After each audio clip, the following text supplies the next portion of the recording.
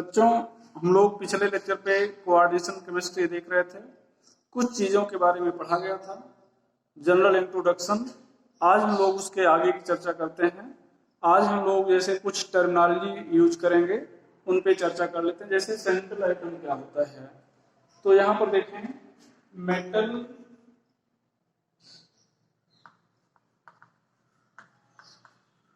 Atom or ion from which group of atom or ion attached to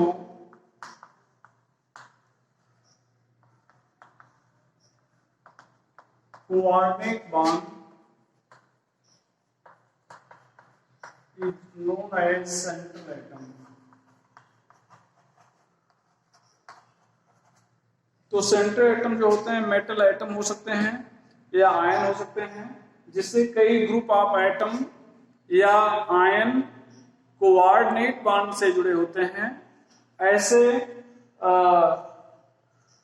species को या ऐसे part को हम लोग क्या कहते हैं, सेंट्रल एटम कहते हैं। तो जो ये ग्रुप ऑफ एटम या आयन सेंट्रल एटम, यहाँ पर ध्यान दें, जैसे हम लोग यहाँ पर बात कर रहे हैं FeCN6। तो यहाँ पर FeCN6 में अगर हम लोग बात करें -4 यहाँ पर लिख रहे हैं, ये आयरन सेंट्रल एटम कहलाएगा। सेंट्रल एटम क्यों कहलाएगा?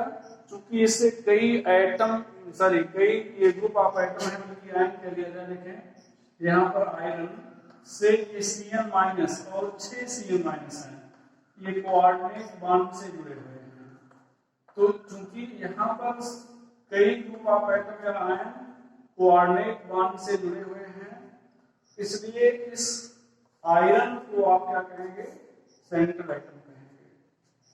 अब ये देखें, कोऑर्डिनेट बॉन्ड से जुड़े हैं, तो कोऑर्डिनेट बॉन्ड का मतलब क्या हुआ कि यहाँ पर जो लिगेंड है ये अपना लोन पेयर देता है। कोऑर्डिनेट बॉन्ड तभी बनता है जब लोन पेयर डोनेट किया जाए, हम लोग ऐसा पढ़े हैं। तो कोऑर्डिनेट बॉन्ड दे मतलब ये इलेक्ट्रॉन पेयर दे रहा है, इसका मतलब इसके पास बैकेंट ऑर्बिटल होना भी चाहिए उसको रिसीव करने के लिए। तो ये जो सेंट्रल एटम है, लिगेंड को बैकेंट ऑर्बिटल प्रोवाइड करता है, लिगेंड को बैकेंट ऑर्बिटल प्रोवाइड करता है इस दिए गए लोन पेयर को एक्मोडेट करने के लिए। तो इसलिए सेंट्रल एटम अगर यहाँ पर बात किया जाए तो ये लुईस एसिड की तरह भी हेल्प करता है। तो हम लोग यहाँ पर लिख सकते हैं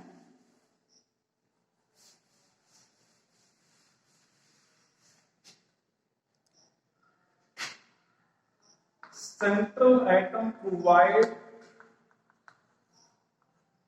vacant orbital to accommodate lone pair given by ligand कहेंगे, ligand। तो लिगेंड के द्वारा दिए गए लोन पेयर को एक्मोडेट करने के लिए, शामिल करने के लिए जो सेंट्रल एटम है बैकेंट ऑर्बिटल प्रोवाइड करता है। तो बैकेंट ऑर्बिटल प्रोवाइड करने के कारण ये कहा जाए कि ये रिसीव करता है लोन पेयर।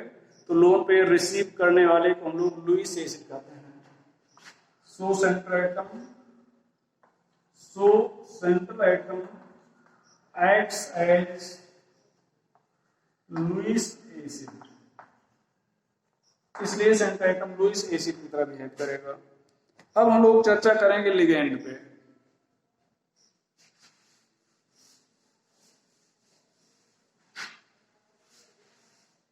यहां पर लिगेंड पे अगर चर्चा करें हम लोग, तो देखा जाए लिगेंड क्या होते हैं।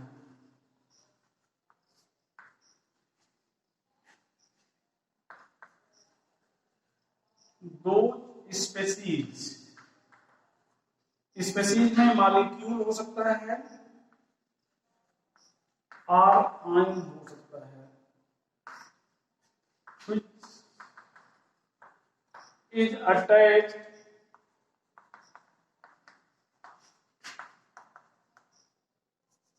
with central atom by coordinate bond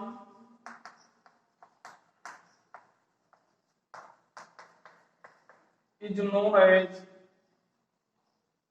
Lewis acid, sorry is known as ligand. तो ऐसे स्पीशीज जो सेंट्रल एटम से कोऑर्डिनेट बॉन्ड से जुड़े होते हैं उनको हम लोग लिगैंड कहते हैं। यहाँ पर देखा जाए, अभी बनाया गया था डायग्राम, यहाँ पर Fe ये Cn, यहाँ पर Cn ये Cn, यहाँ पर Cn, यहाँ पर Cn, ऊपर भी Cn ले लिया जाए तो ये कोऑर्डिनेट बॉन्ड से जुड़े हुए स्पीशीज हैं, इसलिए हम लोग इनको भैया क्या कहेंगे, लिगैंड कहेंगे। क्योंकि ये कोऑर्डिनेट बॉन्ड से जुड़े हुए हैं इसलिए इन सभी स्पीशीज को हम लोग क्या कर रहे हैं, लिगैंड कर रहे हैं। तो अब अगर देखा जाए तो कोऑर्डिनेट बॉन्ड से जुड़े हुए हैं तो ये लोन पेयर डोनेट कर रहे हैं, तो लोन पेयर डोनर को हम लोग लुईस बेस कहते हैं। तो लिगैंड अगर आपसे कहा जाए किस तरह से एक्ट करता है तो आप कहेंगे लुईस बेस की तरह एक्ट करता है। तो आप लिख सकते हैं कि ligand mostly acts as Lewis base. तो जो लिगैंड होते हैं ये मोस्टली किस तरह से एक्ट करते हैं, लुईस बेस। अब मोस्टली वर्ड क्यों जोड़ रहे हैं, क्या अगर आपसे कहा जाए कि क्या हमेशा ये लुईस बेस होते हैं तो आपका आंसर होगा नहीं। ये कभी कभी जो लिगैंड होते हैं सेंट्रल एटम से लोन पेयर रिसीव भी करते हैं, तो जब रिसीव भी करेंगे उस समय ये एसिड की तरह बिहेव करेंगे। तो कहने का मतलब लिगैंड लुईस बेस की तरह तो एक्ट करते ही हैं, ये कभी कभी लुईस एसिड की भी तरह एक्ट कर सकते हैं।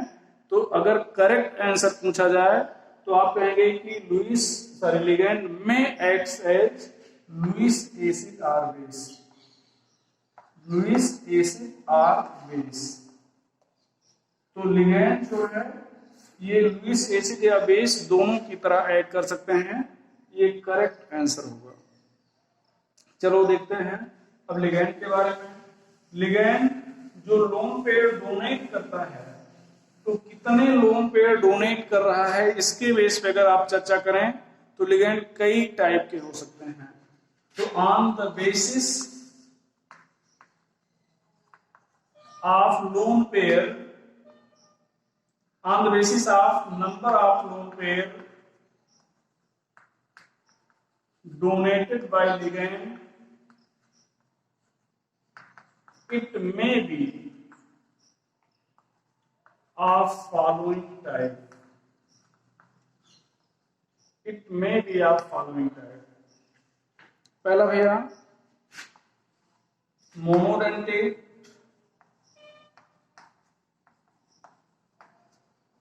लिगैंड,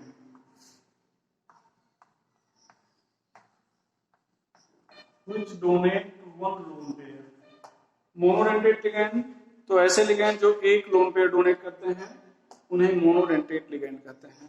अब यहाँ पर F minus, Cl minus, Br minus, iodine minus, Cn minus, NCS, Nc minus, SCn minus, NCS minus, NO2 minus, ONO minus, H2O, NH3, PY को pyridine बोलेंगे, pyridine हो जाएगा, CO हो जाएगा, NO हो जाएगा, NH2 माइनस हो जाएगा।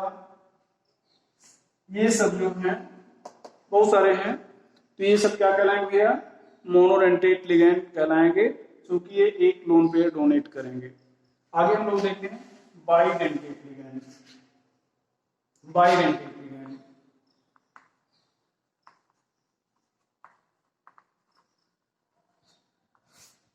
तो क्या है, डोनेट टू लोन पेयर।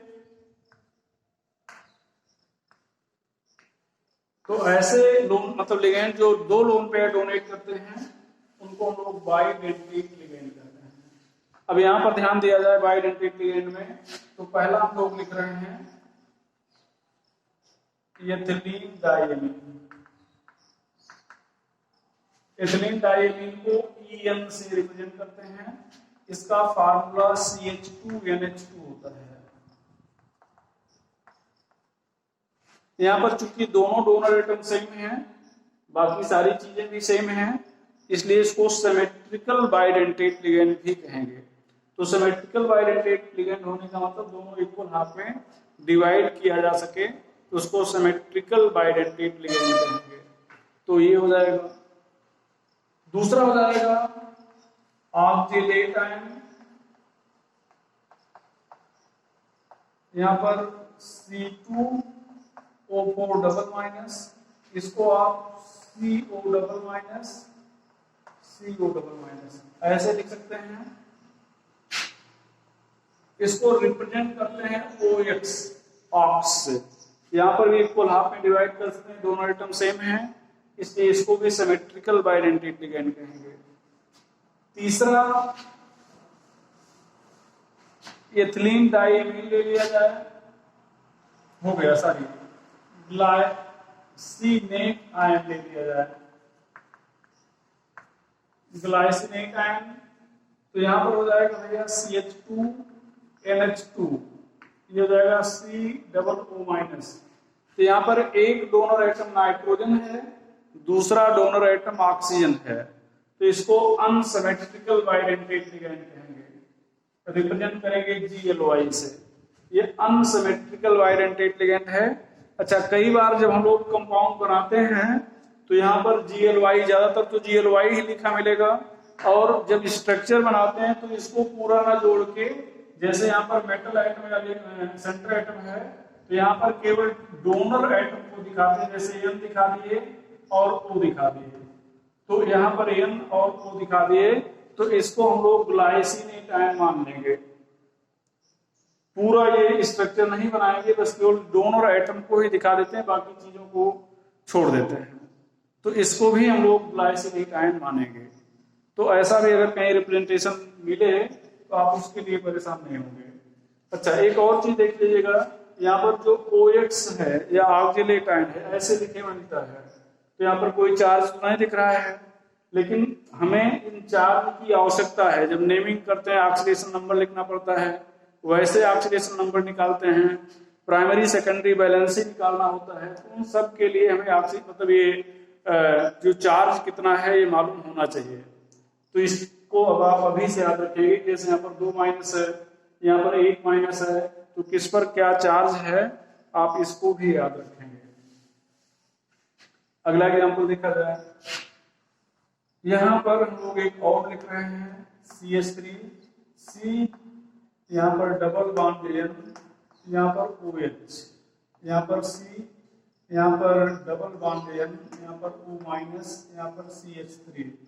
यहाँ पर देखें भैया, तो यहाँ पर एक ये ऑक्सीजन डोनेट करेगा लोन पे और दूसरा नाइट्रोजन डोनेट करेगा। तो एक ऑक्सीजन डोनेट करेगा और यहाँ पर नाइट्रोजन डोनेट करेगा। तो चूंकि अलग अलग आइटम डोनेट करेंगे, इसलिए इसको अनसिमेट्रिकल बाइडेंटेट लिगेंड ही मानेंगे। इसका नाम हो जाएगा ग्लाइसिनेट आयन। ग्लाइसिनेट आयन, सारे गलत हो गए, थोड़ा सा नाम डाइमेथिल ग्लाइसिनेट कहेंगे, डाइमेथिल ग्लाइसिनेट आयन। शॉर्ट में इसको DMG से रिप्रेजेंट करते हैं, इसको जानते रहे भैया। अगला हो जाएगा यहां पर 5th CH3 CO CH double bond O minus CH3, इसको कहेंगे एसिटिल एसिटोनेटो, एसिटिल एसिटोनेटो। शॉर्ट में रिप्रेजेंट करेंगे AC से। ध्यान रखिएगा यहाँ पर 1 माइनस है, तो अगर कहीं पर AC लिखा है तो उसको आप एसिटिल एसिटोनेटो समझेंगे, और जो चार्ज की बात आएगी तो चार्ज वहां पर -1 मानेंगे भैया। 5वां हो जाएगा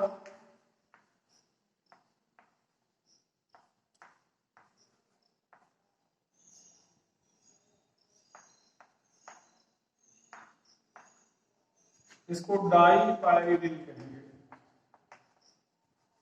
साल्ट में डाईपी, ये भी बाइडेंटेट लिगेंड है। तो हालांकि मिलता मतलब कम है, कंपाउंड में लिखा हुआ कम मिलता है, लेकिन फिर भी आप इसको भी जानते रहेंगे। तो बाइडेंटेट लिगेंड जो है काफी इंपॉर्टेंट है। बाइडेंटेट लिगेंड को आप निश्चित रूप से याद रखेंगे। तो ध्यान रखिएगा कौन कौन से लिगेंड बाइडेंटेट लिगेंड हैं। आगे हम लोग बात करें ट्राइडेंटेट लिगेंड की। तो ट्राइडेंटेट लिगेंड है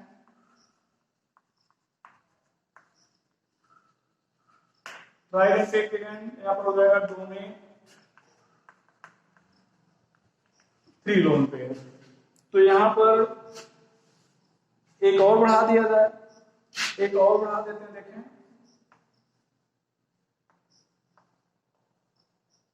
इसको कहेंगे टरपायरिडिन। साल्ट में टर्पी, साल्ट में क्या कहेंगे, टर्पी कहेंगे। इसके बाद एक दूसरा एग्जांपल लिया जाए, ये एथिलीन डाइमीन आपने लिखा था, ये देखें एथिलीन डाइमीन लिखा था, इसमें एक और बढ़ा दो CH2 CH2 NH2। अब ये एथिलीन एक बार है, एथिलीन 2 बार है तो डाइएथिलीन हो जाएगा। ये NH2 3 बार है तो ट्राइएमीन हो जाएगा। हालांकि NH2 नहीं है, वो NH है, लेकिन उसको मान रहे हैं डोनर एटम है, तो यहाँ पर डाइएथिलीन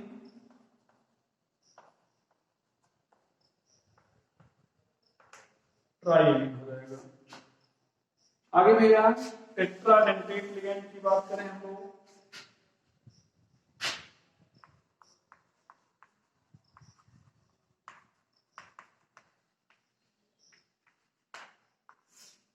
डोनेट 4 लोन पेयर। तो ऐसे लिगेंड जो 4 लोन पेयर डोनेट करते हैं उनको हम लोग टेट्राडेंटेट लिगेंड कहते हैं। अब यहाँ पर टेट्राडेंटेट लिगेंड की बात करें तो CH2 NH2 लिखते हैं, नहीं लिख रहे हैं, NH2 नहीं लिख रहे हैं, यहाँ पर एक CH2 NH2 जोड़ दें, यहाँ पर CH2 NH2 जोड़ दें। एक एथिलीन, 2 एथिलीन, 3 एथिलीन, 3 एथिलीन हो गए, NH2 NH2। तो यहां पर हो गया ट्राई एथिलीन,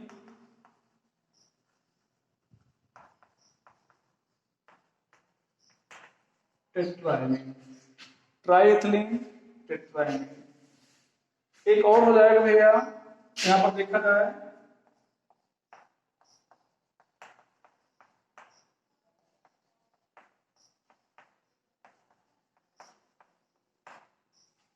ये नाइट्रोजन है, एक लोन पेयर डोनेट करेगा, ऑक्सीजन डोनेट करेंगे, तो यहां पर हो जाएगा नाइट्राइलो एस्टेट,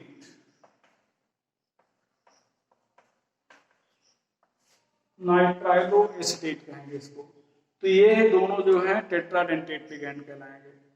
आगे हम लोग बात करेंगे पेंटाडेंटेट लिगेंड पे।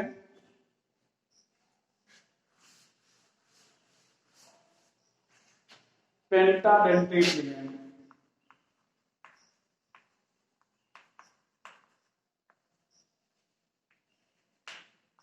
यहां पर बात किया जाए तो आप लिखेंगे डोनेट 5 लोन पेयर, भैया डोनेट 5 लोन पेयर।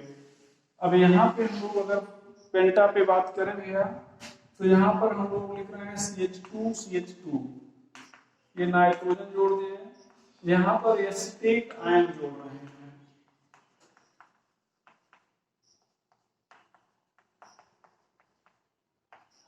ये तो यहाँ पर ये 3 ऑक्सीजन लोन पेयर डोनेट करेंगे और 2 नाइट्रोजन डोनेट करेगा, तो इसलिए 5 हो गया।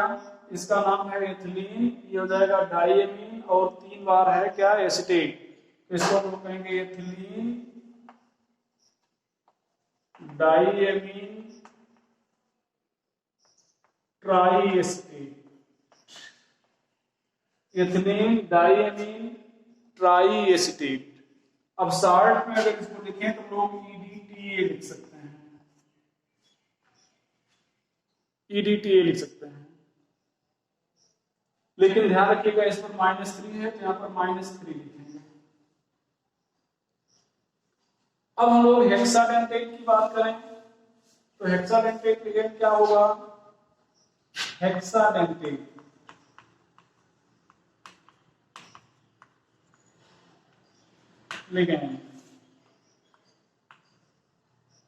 लिगेंड डोनेट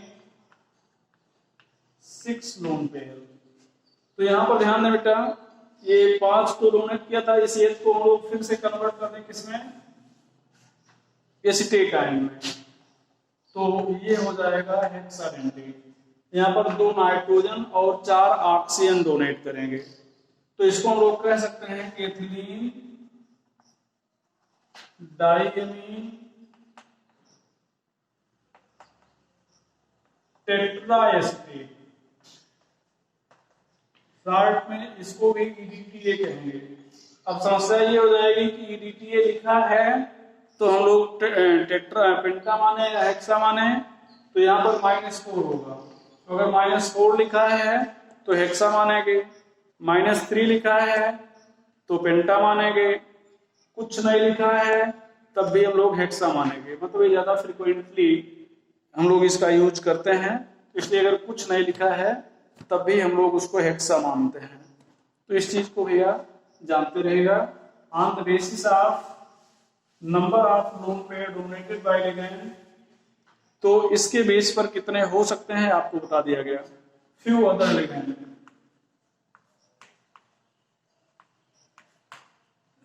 फ्यू अदर में हम लोग यहाँ पर देखें भैया, फ्यू अदर में हम लोग एसिड लिगेंड भी जानते हैं। Ligand which can receive lone pair also from center atom. Ligand which can receive lone pair also from center atom. तो ऐसे लिगेंड जो सेंटर एटम से लोन पेयर रिसीव भी कर सकते हैं, उनको हम लोग भैया क्या कहते हैं? एसिड लिगेंड कहते हैं। तो एग्जांपल में हो जाएगा CO CN - NO, ये एसिड लिगेंड कहलाते हैं। आगे एम्बिडेंटेट लिगेंड। एम्बिडेंटेट लिगेंड काफी इंपॉर्टेंट है, इसको ध्यान दीजिएगा। एम्बिडेंटेट लिगेंड क्या होता है?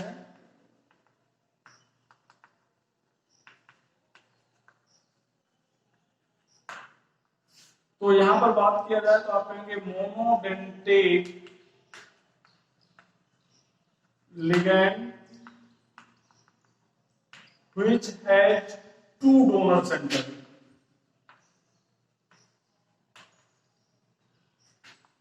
One is neutral and other is negatively charged.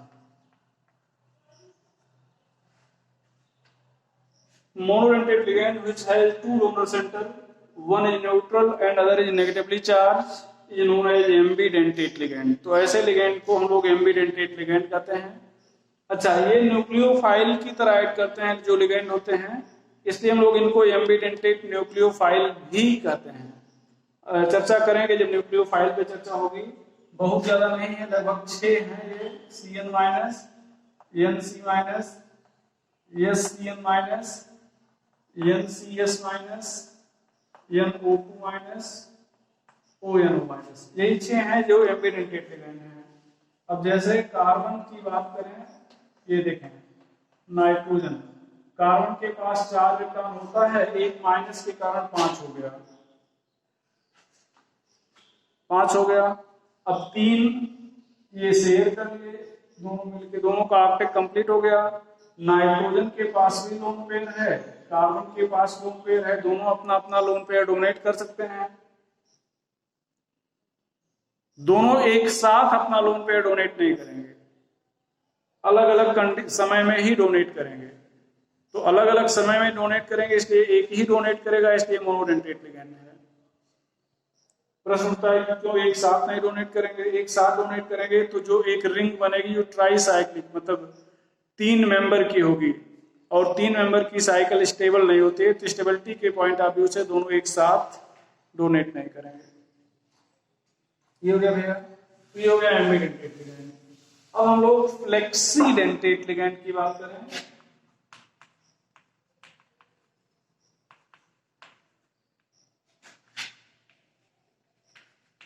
फ्लेक्सीडेंटेट, तो ये यहां से क्लियर है, फ्लेक्सिबल नेचर जिसका हो।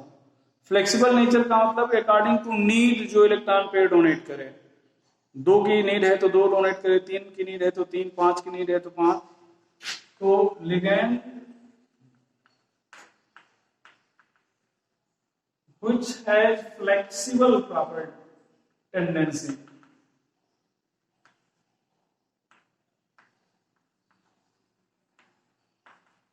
to donate lone pair, to donate lone pair मतलब लोन पेयर डोनेट करते समय जो नेचर है वो फ्लेक्सिबल नेचर हो, जितने इलेक्ट्रॉन की आवश्यकता हो उतना इलेक्ट्रॉन डोनेट करे, इलेक्ट्रॉन पेयर डोनेट करे, तो ऐसे लिगैंड को हम लोग फ्लेक्सीडेंटेट लिगैंड कहते हैं। और ये होता है EDTA। EDTA लिख सकते हैं, स्मॉल लेटर में लिख सकते हैं या कैपिटल लेटर में, उससे फर्क नहीं पड़ेगा। तो ये आप EDTA लिख सकते हैं। उसके बाद हम लोग एक और लिगैंड पढ़ेंगे, chelating ligands. Chelating ligands, chelating ligands की बात करें, लिगैंड्स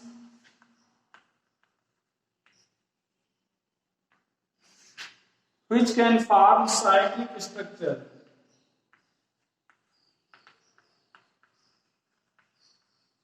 with central atom। तो ऐसे लिगैंड जो साइक्लिक स्ट्रक्चर फॉर्म करते हैं उनको हम लोग कीलेटिंग लिगैंड्स कहते हैं। कंपाउंड, अच्छा एग्जांपल की बात करें तो all the ligands except monodentate। Monodentate ligand को छोड़कर सभी लिगैंड जो हैं वो इस कैटेगरी में आएंगे। यहां पर ध्यान दें, आपको बता रहे थे कि ऐसे कंपाउंड जिसमें साइक्लिक स्ट्रक्चर पाया जाता है उसको कीलेट्स कहते हैं। कंपाउंड